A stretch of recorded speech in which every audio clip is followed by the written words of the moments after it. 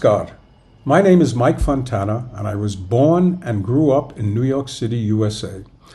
Fortunately, I grew into my formidable teenage years in the mid and late 1960s when a very great cultural, musical, and artistic renaissance was happening, often referred to as the hippie revolution.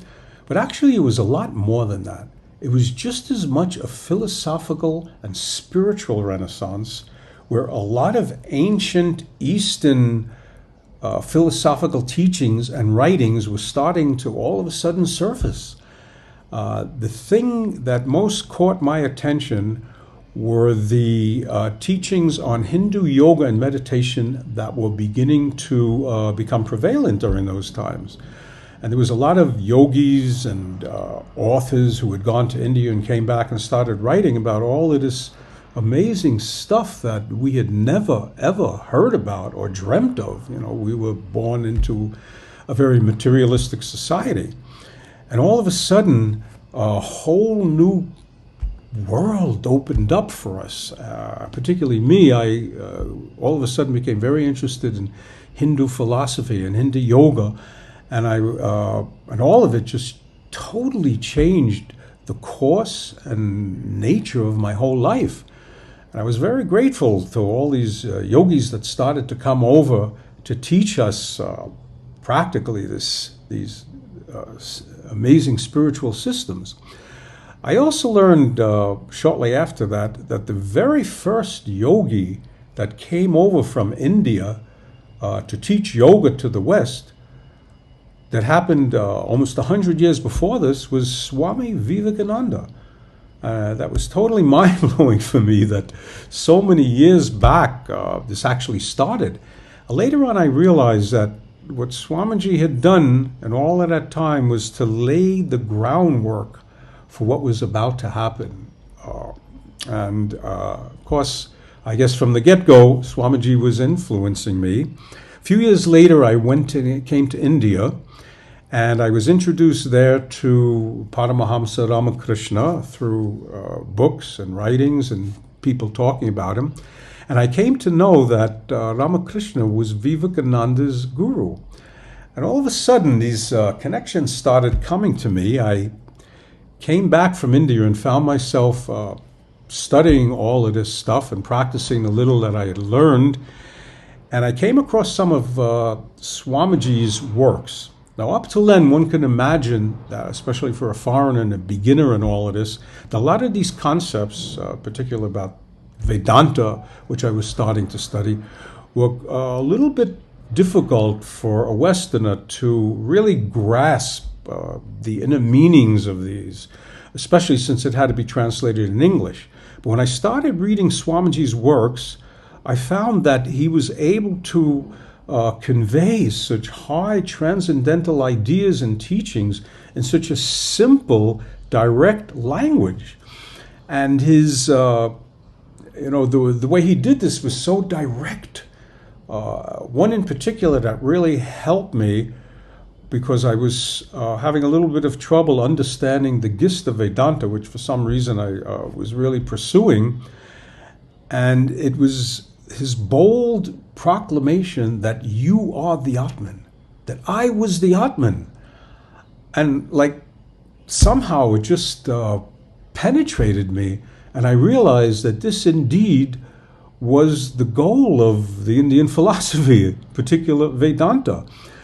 And when I came to read more of what he had done and realized that he had made this main teaching that we were really God, that our fellow beings were really the Atman, that he made this the cornerstone of the Ramakrishna mission, and that he propagated the idea, which he learned from his guru, that the goal of and made the goal of the whole Ramakrishna mission to serve our fellow men, not as humans, but serving the God within them. Not only serving, worshiping as you served.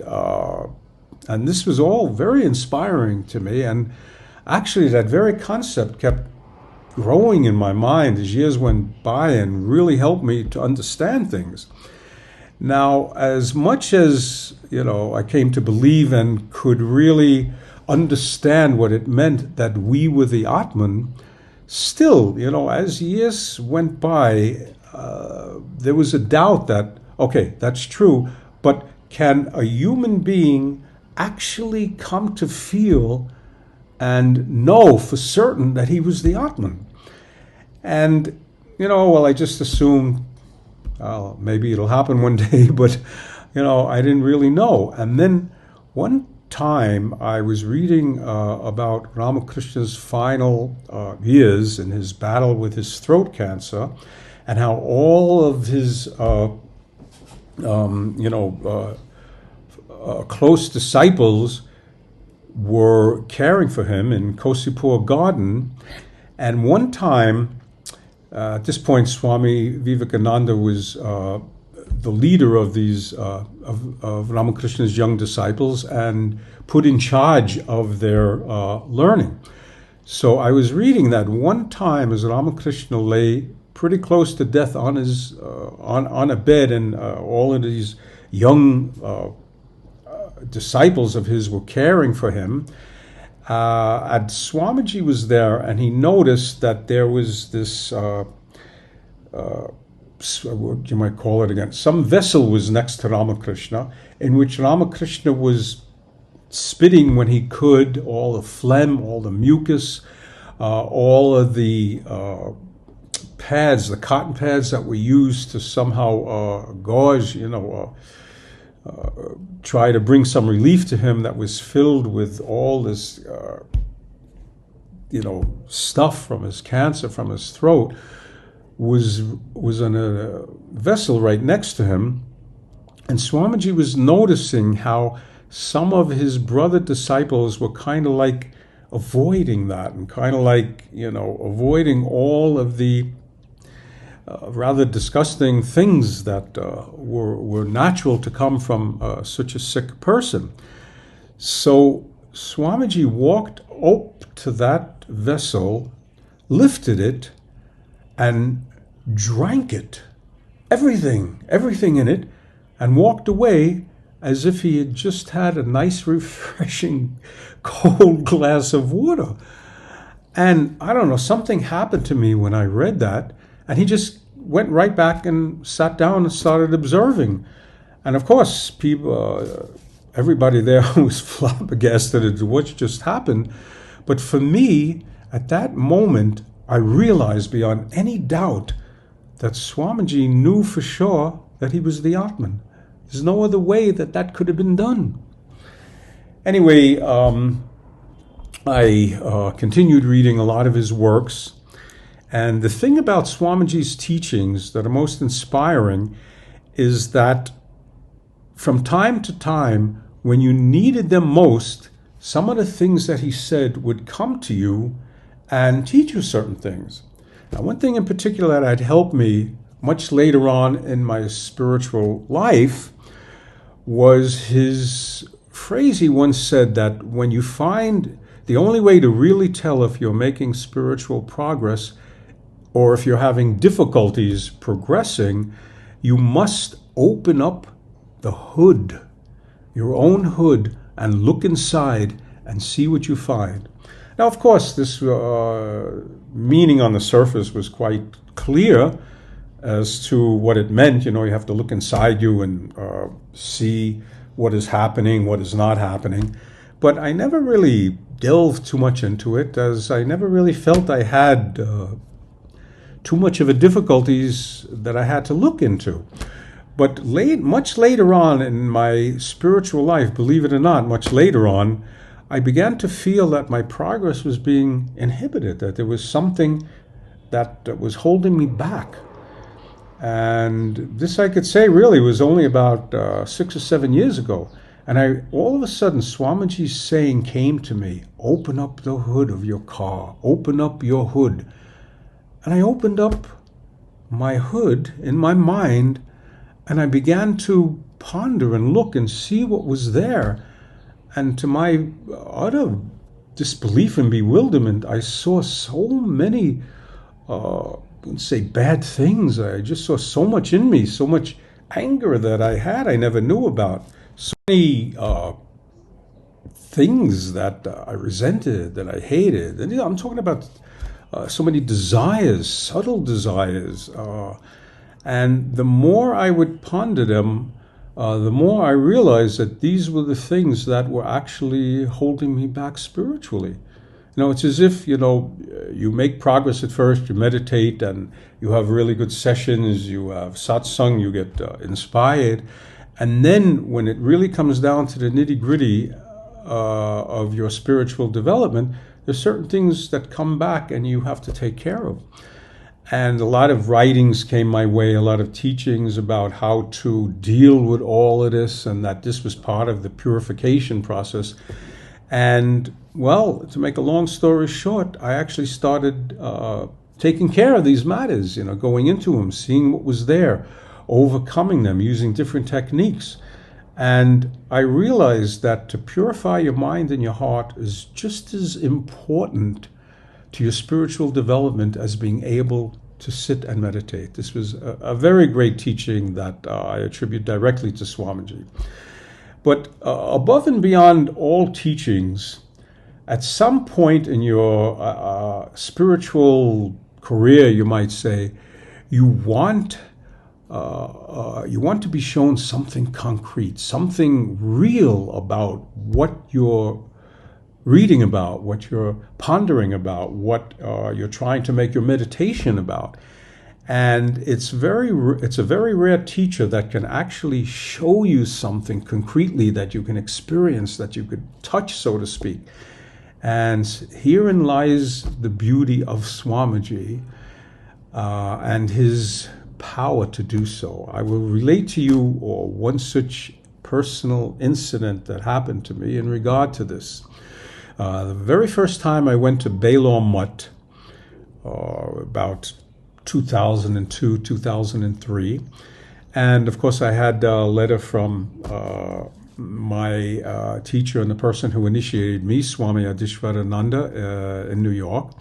So I was able to stay at the foreigners' guest house in Belor Mutt, where the food was somewhat a little bit better than what the Indians who were staying there were, but it was still very much part of Belor Mutt. One thing I noticed when I first entered Belor Mutt is that there was this tremendous, like a blanket of spiritual feelings, of joy, of like a subtle bliss that covered the whole atmosphere.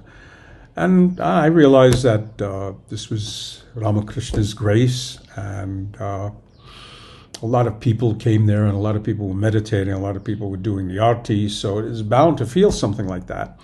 And of course, one of the main attractions of Belor Mutt was Swamiji's room, which was left more or less intact, just as, it's the place where Swamiji stayed when he came to Belor Mutt from his many wanderings. It's also the place where he willingly went into his Mahasamadhi.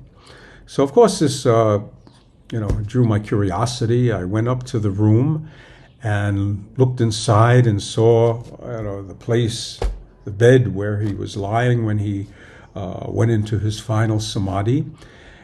But it was locked. We couldn't go in, and this somewhat disturbed me. I really wanted to be in that room.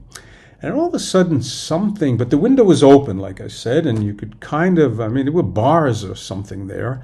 And something overcame me and told me to put my hand inside.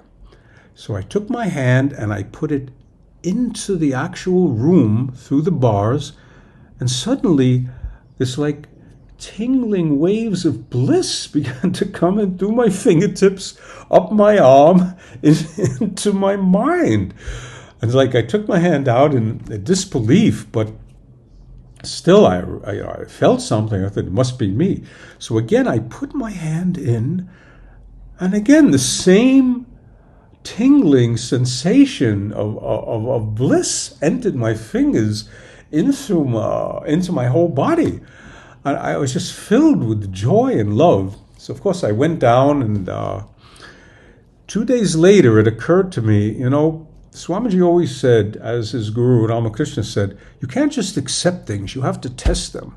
And even though in a way I didn't want anything to come and ruin the wonderful experience I had, but still I said, let me see if this happens again. So I went back into the room, back up the stairs to Swamiji's room, and again I put my hand into the window, and again, even more powerful, this bliss overcame me. Again, I took my hand out, again put it in, and it was the same thing.